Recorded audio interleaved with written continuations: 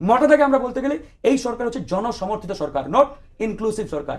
এখন এই সরকার ক্ষমতায় এসে আপনারা যদি বলেন যে সরকার মাত্র চেয়ারে বসছে, কয়েক মাস হলো, হঠাৎ করে তারা কি করতে, নো, এসব এক্সকিউজ দেওয়ার মতো সময় সুযোগ এই সরকারের নেই। এই সরকারকে কথা বলতে হবে স্ট্রেট ফরওয়ার্ড, জনগণ কি চাই, ইয়েস নো, আমি আসলে পারবো কি পারবো না, আমি যদি পারি ইয়েস, আর যদি না পারি আই এম সরি। আসলে আপনারা যে দায়িত্ব আমাদের উপর অর্পণ করেছিলেন আমরা আসলে সেটি বাস্তবায়ন করতে পারছি না, আমরা বিদায় নিচ্ছি। এখানে বিকল্পকে বসুক। বাংলাদেশে অসংখ্য মানুষ রয়েছে যারা জনগণের আকাঙ্ক্ষা বাস্তবায়নের জন্য ফিট, ক্যাপাবল, সক্ষম, বাট তারা আজকে সুযোগ পাচ্ছে না।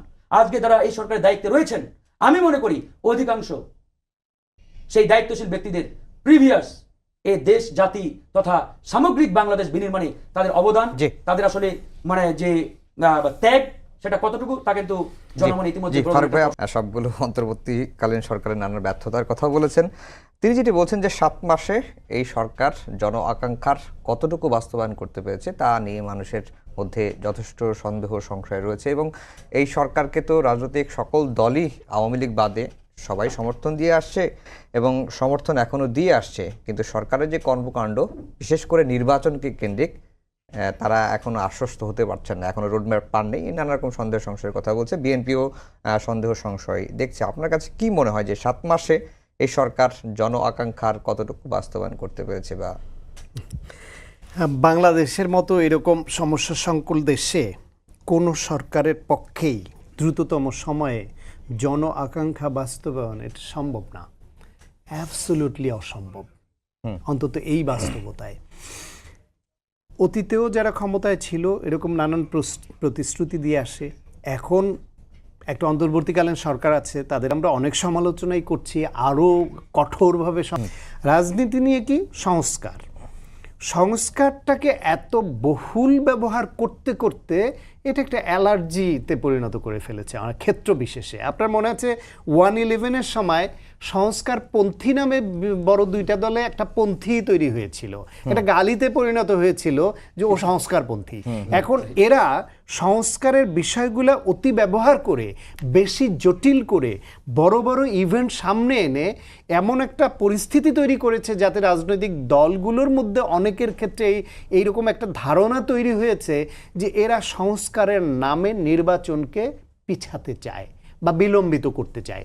এবং সরকারের সেই সুরের সঙ্গে যখন এক সুর করে অন্য কোনো নতুন ছাত্রদের যে সংগঠন তারা কিংবা কখনো কখনো অন্য কোনো সংগঠনের কোনো নেতা বক্তব্য তোলেন যে আগে সংস্কার পরে নির্বাচন বা সংস্কার ছাড়া নির্বাচনের নামও মুখে আনবেন না, আগে সংস্কার পরে নির্বাচন, আগে বিচার পরে নির্বাচন, তখন এই পরবর্তী সময় আমাদের চাওয়া ছিল তোমরা কেন করবা না। সেই ক্ষেত্রে ওইভাবে রাজনৈতিক দলগুলোর সঙ্গে যে অভিভাবকত্ব সুলভ আচরণ যেটা দরকার ছিল ডক্টর মোহাম্মদ ইউনূসের, যেহেতু সবাই তাকে মানেন, অন্য অনেককে নিয়ে অনেক বিতর্ক আছে, অনেকের প্রতি অনেক রকম অনাস্থা, বিভিন্ন কর্নারের থেকে বিভিন্ন জনের প্রতি অনাস্থা, এটাও আমরা লক্ষ্য করেছি বক্তৃতা বিবৃতিতে। কিন্তু ডক্টর মোহাম্মদ ইউনূস এমন একজন ব্যক্তি, তার প্রতি কিন্তু কোনো কর্নারের কোনো অনাস্থা আমরা এখনো লক্ষ্য করি নাই। ফলে তিনি যদি ডাকেন সব দলকে, মন খুলে কথা বলেন যে আপনারা সংস্কার কোনটুকু হলে নির্বাচন পর্যন্ত আপনারা মানেন, আপনারা বলেন এটুকু আমাদের সহযোগিতা করেন, আমরা এই সংস্কারটুকু করি। এবং যে সংস্কারটাগুলো রাষ্ট্রের জন্য খুব গুরুত্বপূর্ণ, কিন্তু রাজনৈতিক দলের সরকার গঠিত হলে তাদের কারো কারো ইচ্ছা থাকলেও দলকে পুষতে গিয়ে তাদের স্টেক হোল্ডারদের তুষ্ট রাখতে গিয়ে করা সম্ভব হয় না, সেই সংস্কারগুলো আমরা করে ফেলি, এটা প্রকারান্তরে আপনাদেরকেই লাভবান করবে, আমরা সেটা করি, সেদিকেও তাদের নজর দেখছি না। কিন্তু আমি দু একটা প্রোগ্রামে খুব স্পষ্ট করে বলেছি আমি একজন পেশাজীবী, আমি একজন চিকিৎসক এবং একটি বিশ্ববিদ্যালয়ে, মেডিকেল বিশ্ববিদ্যালয়ে শিক্ষকতা করি। আমি বলছি বাংলাদেশে পেশাজীবী রাজনীতির নামে যেই ধরনের কর্মকাণ্ড বহু বছর ধরে চলে আসছে, এটা পেশাজীবীদের মধ্যেই অনেকে পছন্দ করেন না। বাংলাদেশের ছাত্র রাজনীতির নামে যে কারণ হচ্ছে যে বা যারা ক্ষমতায় আসবে তারা যখন দেখবে যে আমাকে শেষ বিচারে গিয়ে মানুষের দ্বারে যেতে হবে তার সমর্থনের জন্য, সুতরাং যা খুশি তাই করে পার পাওয়ার ওই ফ্যাসিবাদী কায়দা এদেশে আর মানুষ বাস্তবায়ন হতে দেবে না। সুতরাং সেটা দরকার, সেটা করেন। মানুষের অধিকারের প্রশ্নে কিছু করেন, বেসিক জায়গাগুলিতে করেন। সেখানে দেখছি না ঢাউস ঢাউস সব বই বানাচ্ছে, ওই বই পড়ার সময় কার আছে? এমসিকিউ ছেড়ে দিয়েছে বাজারে। এই এমসিকিউ দিয়ে কি বুঝবেন আপনি? এমসিকিউ শিক্ষা ব্যবস্থাকে ধ্বংস করে ফেলেছে। আপনি ওই এমসিকিউ দিয়ে আবার রাজনীতি ধ্বংস করার পথে আগুচ্ছেন কেন? আপনি গঠনমূলকভাবে রাজনৈতিক দলগুলোর সঙ্গে বসে ছোট আকারে প্রবলেমগুলো ধরেন এবং সেটা সলভ করেন। বিশাল ক্যানভাসে গেলে আপনি ক্যানভাস আঁকতেও পারবেন না, পড়তেও পারবেন না। জি, ফারুক হাসান, আজকে আপনাদের গণ অধিকার পরিষদের ইফতার মাহফিল ছিল, কয়েকটি রাজনৈতিক দলের নেতারাও গিয়েছিলেন, বক্তব্য দিয়েছেন। আপনাদের দলের সভাপতি একটি বক্তব্য দিয়েছেন যে রাজনীতিতে এখন ক্রান্তিকাল চলছে বা একটি সংকট, সন্দেহ, সংশয় রয়েছে। আপনারা কি সংকট দেখছেন এখন রাজনীতিতে? ধন্যবাদ আপনাকে। আজকে গণ অধিকার পরিষদের কেন্দ্রীয় ইফতারে আসলে কয়েকটি দল না, বাংলাদেশের সবকটি রাজনৈতিক দলের নেতৃবৃন্দরাই উপস্থিত ছিলেন। অনেকেই বক্তব্য রেখেছেন, সময় স্বল্পতার কারণে হয়তো বা অনেকেই রাখতে পারেন নাই।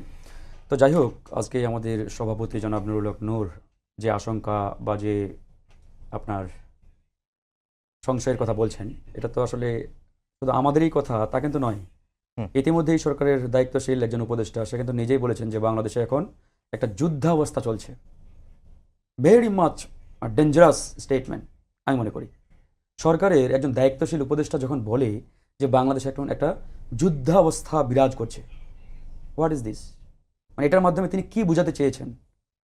তাহলে একজন দায়িত্বশীল অ্যাডভাইজার যখন এ ধরনের মন্তব্য করে, তাহলে আর বুঝতে বাকি থাকে না যে আসলেই বাংলাদেশ একটা প্রচণ্ড রকম ক্রান্তিকাল অতিক্রম করছেন।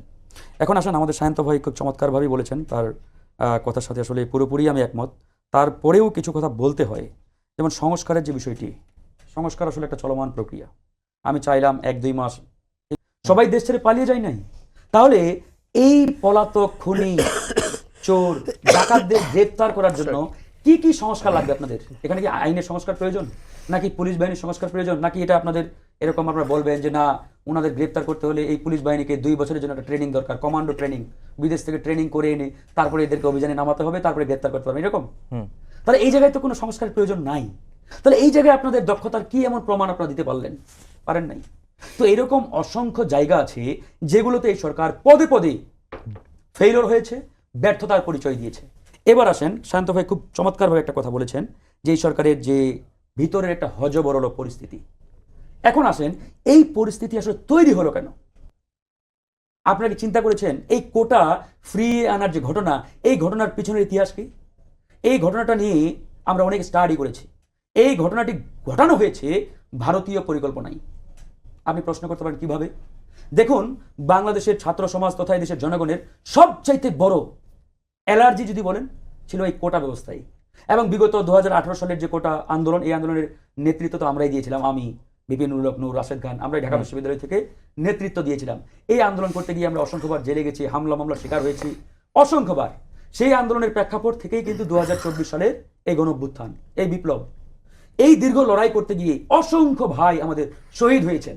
যদি আজকের এই বিপ্লবের কথা বলি, এই গণঅভ্যুত্থানের কথা বলি, ব্যাকগ্রাউন্ড কিন্তু কোটা সংস্কার আন্দোলন থেকেই। হ্যাঁ, সামগ্রিকভাবে সবগুলো মানে আপনার ঘটনায় কাজ করেছে এখানে। এই আমল, এই সরকারের যে বিগত সময়ের ফ্যাসিস্ট আচরণ, গুম খুন গণ, সবগুলোই কাজ করেছে। সবগুলোর সম্মিলিত জনগণের একটা ক্ষোভের বহিঃপ্রকাশ হচ্ছে এই গণঅভ্যুত্থান। তারপরে মোটা দাগে প্রেক্ষাপট তৈরি করেছে কিন্তু কোটা সংস্কার। তাহলে জনগণের সবচাইতে হিটিং একটা বিষয় আমার ধারণা তিনিও জানেন না। এখানে কিন্তু আমরা সরকারকে বারবার বলেছি